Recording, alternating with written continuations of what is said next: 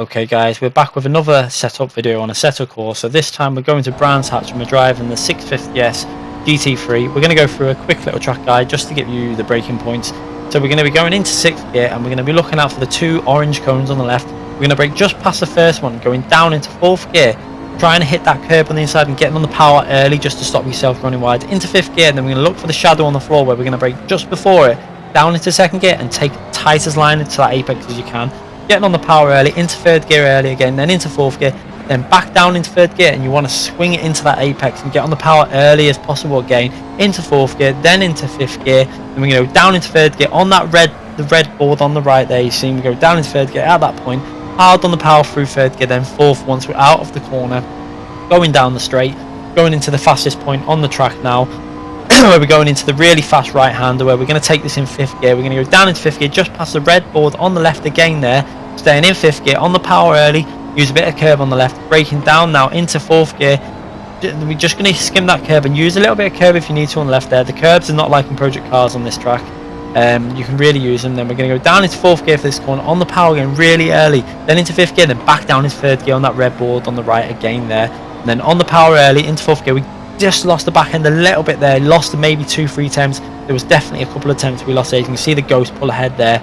We're going down into 4th gear for the final corner on the power nice and early, keeping the accelerator down, and we go over the line for a 1 minute 22.8. So there was a theoretical 22.5 from that lap, but I didn't really want to carry on doing lap after lap just to get you a better lap. As you can see, the potential was there. Okay, so we're going to run through the setup changes that we made briefly now. So brake bias 71 and Euro 10. I did that so that I could get more than one lap in qualifying, as it doesn't make too much of a difference in terms of your lap time. 1 point to note, that lap was done with traction control on setting 3, so I've adjusted all the setup to basically work with traction control on 3. You can adjust the traction control to whatever level you like for this lap, but I found it really nice on level 3. So aero, we went for 111. Obviously it's a high downforce track, but we tried to give ourselves a bit of speed down the straight. Gears, obviously very low for Brands Hatches. You're not really going to hit a very high top speed. Differential 50-45. Obviously 50, if you want the traction control off, you'll have to knock that really low, the power, and the differential on coast would have to be slightly higher as well, because just to keep the car a little bit more steady with traction control off. So just bear that in mind if you want the traction control off.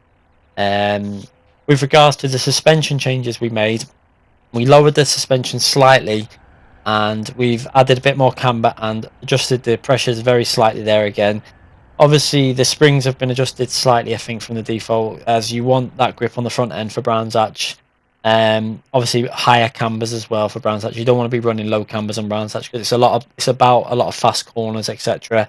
Toe again, we're running the toe on minus on the front and a bit on the rear just to give ourselves more speed through them corners. With regards to the damper settings, we didn't really adjust too many. Again, like I say, I'm just trying to give you guys the basic setups to give yourselves a reasonably good car to drive online. These are not setups that are going to get you the fastest possible lap, so just bear that in mind. There's only very few changes on these setups at the moment. On the last one there, just trying to work my way through as many tracks as I can in as short a time as possible. So guys, that's the setup for the McLaren.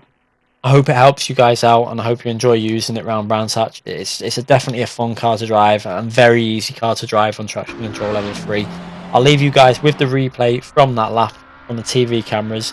Hope you enjoy, and remember guys, make sure you give this a thumbs up if you've liked this video and make sure you subscribe for future content. Thanks again for watching guys.